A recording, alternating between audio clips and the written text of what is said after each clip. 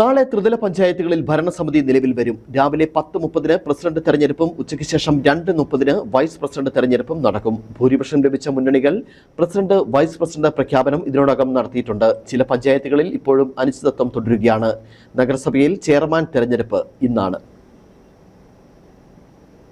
ത്രിതല പഞ്ചായത്ത് തെരഞ്ഞെടുപ്പ് പ്രക്രിയ പൂർത്തിയാവുകയാണ്. ഓരോ സ്ഥാപനങ്ങളിലെയും പ്രസിഡന്റ്, വൈസ് പ്രസിഡന്റ് തെരഞ്ഞെടുപ്പ് നാളെ നടക്കുകയാണ്. രാവിലെ 10:30 പ്രസിഡന്റ് തെരഞ്ഞെടുപ്പും ഉച്ചകഴിഞ്ഞ് 2:30 വൈസ് പ്രസിഡന്റ് തെരഞ്ഞെടുപ്പും നടക്കും. ഓരോ ചെയർപേഴ്സൺ സ്ഥാനത്തേക്കും ഇലക്ഷൻ കമ്മീഷൻ വിജ്ഞാപനം ഇറക്കുന്ന മുറയ്ക്കാണ് തെരഞ്ഞെടുപ്പ് നടക്കുക. ഭൂരിപക്ഷം ലഭിച്ച മുന്നണികൾ പ്രസിഡന്റ്, വൈസ് പ്രസിഡന്റ് സ്ഥാനാർത്ഥികളെ പ്രഖ്യാപിച്ചിട്ടുണ്ട്. അയ്യപ്പൻകോവിൽ ഉൾപ്പെടെ ഭൂരിപക്ഷം ലഭിച്ച മുന്നണികളിലെ തർക്കം മൂലം പേരുകൾ നിശ്ചയിക്കാനായിട്ടില്ല.